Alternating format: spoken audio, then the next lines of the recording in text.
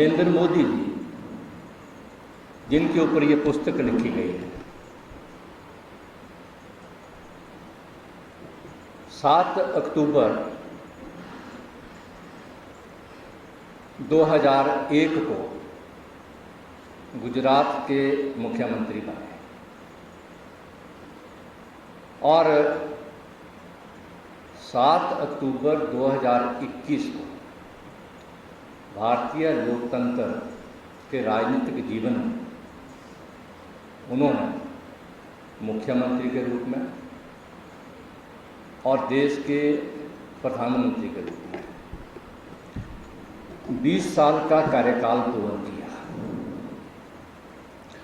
और इस 2 दशक के अंतराल में, इस 2 दशक के कार्यकाल में, 20 साल के कार्यकाल में हमें ये समझना होगा कि ये आइडिया ऑफ मोदी के विचार क्या है। लगभग 1.5 अरब भारतीयों की सेवा में समर्पित ये 2 दशक, इन 2 दशकों 20 साल के उनके कार्यकाल में हमें ये समझना होगा कि ये मोदी मैजिक है क्या, आइडिया ऑफ मोदी क्या है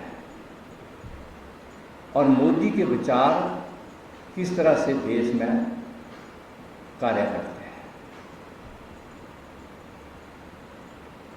हमें ये भी समझना होगा कि मोदी जी का आइडिया ऑफ इंडिया क्या है और इसका विस्तार कैसे हो रहा है।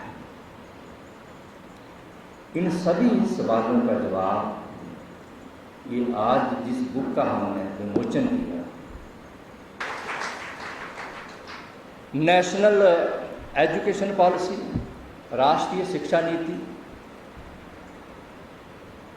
और इसके बारे में जो पहले राष्ट्रीय शिक्षा नीति थी, उस नीति में रोजगार के ऊपर फोकस किया जाता है, लेकिन अब जो शिक्षा नीति आई उसके ऊपर छात्र की क्षमता, उसकी कैपेसिटी कैसे बढ़े, उसकी तर्क शक्ति कैसे बढ़े, उसके सोचने का तरीका कैसे बढ़े, उसका विश्लेषण करने का तरीका कैसे बढ़े वो।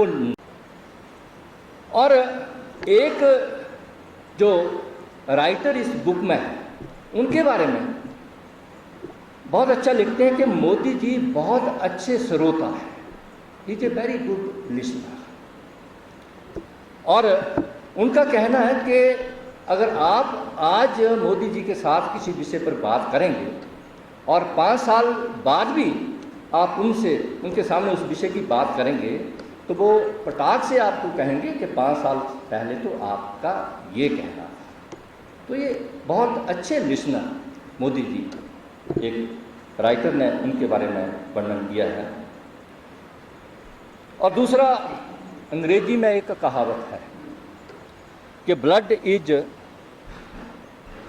थिकर देन वाटर, कि व्यक्ति अपने आसपास का ही सोचता है, यानी अपने परिवार का ही सोचता है, यानी परिवार के बाद किसी और का नहीं सोचता है।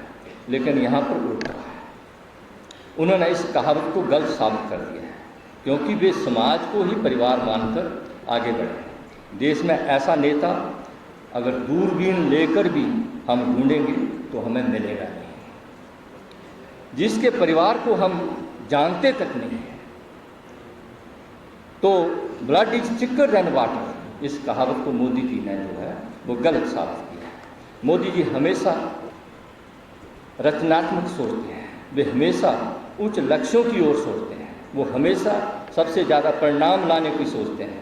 संवेदनशीलता जैसे छोटे से छोटे व्यक्ति के बारे में सोचना उनके व्यक्तित्व का वर्णन करता है। देशभक्ति उनके हर एक सोच का काम है।